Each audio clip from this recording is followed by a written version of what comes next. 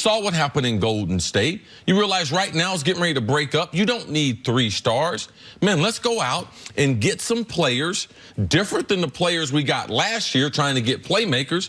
Let's get some guys who can distribute the basketball, shoot it, especially guards. We need some guard help immediately. Let's not be consumed with trying to get that max player. And I do believe that they can get it done because this is not that difficult. LeBron's done this a couple times in Miami. That first year, that roster, they didn't have the flexibility. 4th leading scorer was Udonis Haslem. Yeah, they didn't have the flexibility. When he got to Cleveland, people could also see the LeBron train was on a runaway. Hey, man, I'll go there for less. So he started getting players to build it. And right now, I believe that players see in year 17, LeBron's going to win him a chip in the next 2 years, and they're going to try to be in L.A. and willing to sacrifice the resources to be on that basketball team. And since you extended that courtesy to Rob Pelinka, Rob's going to set you up with a dinner with Heath Ledger to pay back the courtesy. So I cannot assign the same level of confidence to Rob Pelinka. I'm not giving him confidence. But you're giving him a clean slate. You're not going to hold the previous moves against him. What else are we going to do? That's fair. No, that's fair. But if the Lakers get a max guy, it will take some very interesting, fancy cap mechanics. And that does take some savvy. That takes some savvy on knowing the CBA, understanding the order of operations you have to do. So someone in the front office will really know what they're doing if they're able to do it.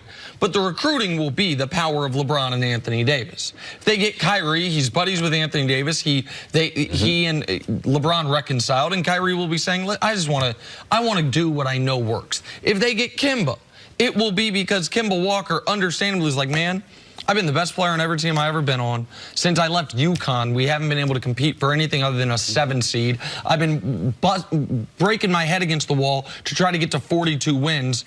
Let me go make my life easier, compete deep into the playoffs, and see what that's like. Yeah, the greatest basketball player, Michael Jordan, couldn't do it for me. So the second greatest in LeBron James will be getting a championship. Or maybe Michael will go into the luxury tax for the first time in the history of his ownership and actually keep Kemba Walker. But that's neither here nor there.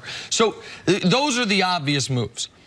Where I have trepidation is if one of those obvious moves does not come through, because a lot of the smart people I read on the internet, a lot of the analytics people, a lot of the really good minds writing about basketball have made the case this week that the Lakers are actually better off with players A, B, C, depth, shooting, defense, than another superstar. And I can listen to that argument. The concern is if you don't get the superstar, will Lakers management be able to execute players A, B, C, or are you going to get Z, Y, X, and it's Lance Stevenson 2.0, JaVale McGee 2.0, and that disaster? So if you were to tell me, behind door number 1 is Kyrie Irving, behind door number 2 is Kemba Walker, and behind door number 3 is Terrence Ross, Darren Collison, and Patrick Beverley, I'm interested in all 3 doors. But if you're telling me door 1 is Kyrie, door 2 is Kemba, door 3 is Boogie Cousins on a bit of an overpay, and guys Jimmy Butler. Well, Jimmy Butler I don't think they could get, but guys that don't fit as well, then I have a little more trepidation. And so this is where Rob Pelinka can prove Magic was the problem.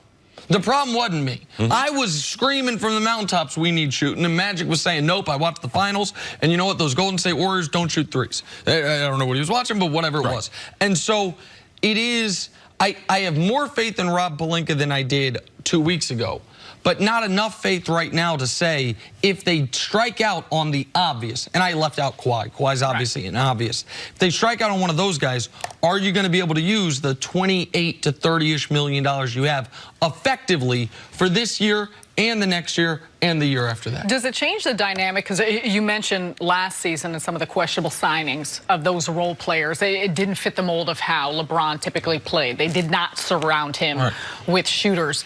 You now are not only heading into a season where you need to fill up the roster, but also you've got a new coach with an entirely new staff. See, how does the approach for Pelinka change? How does all of this, if you strike out on the obvious choices and you're feeling some of these complementary roles, how much does the style of play, the personnel, how much does Pelinka need to weigh into that factor of the type of personnel that they actually need to help LeBron and AD through? Well, I believe it becomes very important, the communication.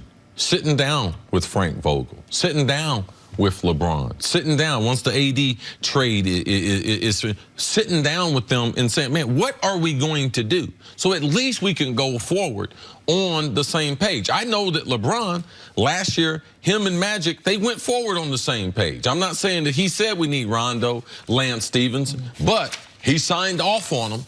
And the only way you can be able to win, being right or being wrong, is everyone being on the same page, how we're going to play, how they're going to utilize LeBron and AD, and what does the bench look like. I believe that this offseason and training camp for LeBron, I believe this is the most important training camp for him, coming off that injury and having all these new pieces added to the team. When my pal Daryl Morey was talking to anyone who would listen yesterday, saying that things with Houston are just fine, one of the things he said was he was on a group FaceTime with Harden and Chris Paul recently. That part was relevant to his side of things. To the Lakers side of things, what were they doing on a group FaceTime?